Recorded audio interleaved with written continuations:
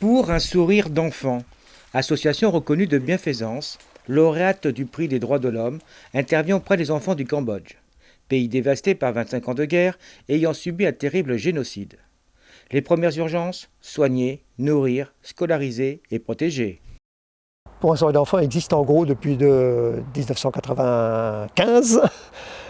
À l'époque, notre fondateur, Christian Despaillères, et son épouse, Marie-France Despaillères, étaient au Cambodge pour une mission humanitaire.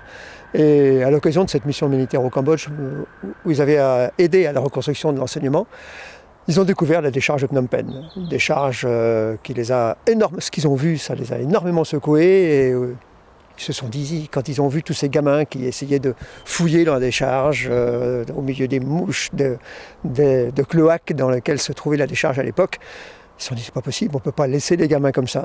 Ils ont même vu des gamins qui mangeaient dans cette décharge vraiment dégueulasse. Et ils se sont dit, il faudra qu'on fasse quelque chose.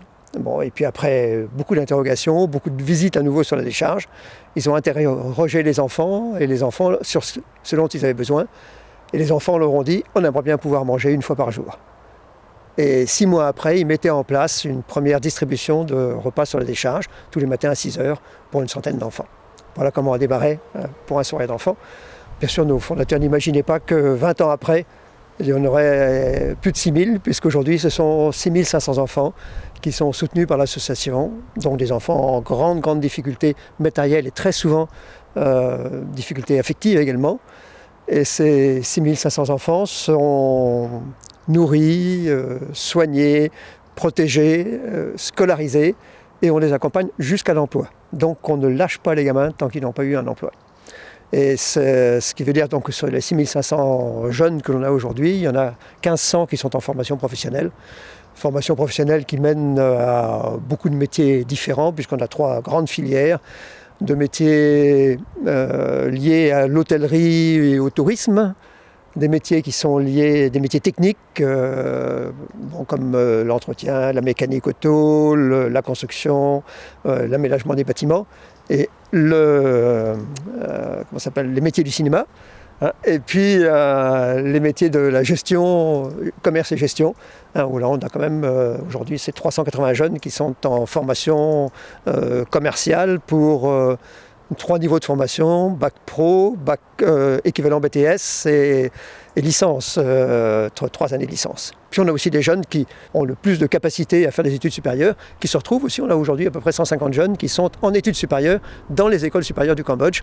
Et, par exemple, on en a un qui vient c'est un peu notre une référence de maintenant, un de nos jeunes qui vient d'obtenir sa licence en droit et qui a obtenu une bourse pour venir continuer ses études à Nantes, et il vient ici pour 2 années d'études en droit privé et études sur la propriété intellectuelle. Voilà un petit peu les grandes actions qui sont menées pour un soirée d'enfants. Une organisation solide comptant en Europe un conseil d'administration de 18 compétences, 20 antennes régionales en France et 8 hors hexagone. Et au Cambodge, 500 salariés, tous cambodgiens. Tout ça, bien entendu, il faut le financer. Comment faites-vous ?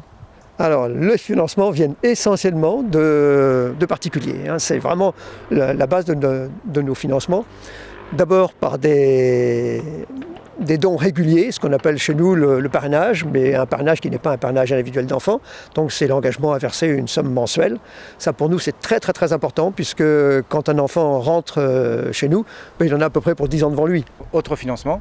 Alors les autres financements, ça peut être les entreprises, les mécènes, et puis tout ce qu'on organise.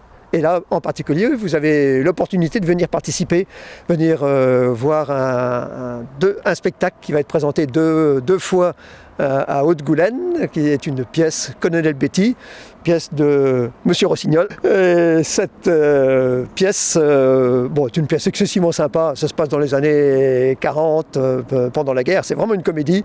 Je crois que ceux qui viendront vraiment en sortiront avec un grand sourire. C'est un grand moment de détente en vue. On serait content que un petit peu toute la région de Clisson jusqu'à la Fossière et Haute-Goulaine viennent participer à cette sympathique soirée qui aura lieu donc les vendredis 9 octobre, attention à 21h, c'est pas 20h30, et puis le samedi, le lendemain, le samedi 10 octobre, mais cette fois-ci à 20h30. À souligner que c'est financé à la chaussette. Voilà, financement à la chaussette, c'est-à-dire que vraiment la participation sera libre, hein, donc chacun mettra ce qu'il pourra. Actuellement, l'association Pour un sourire d'enfant a permis de diplômer 3700 jeunes déjà dans la vie active.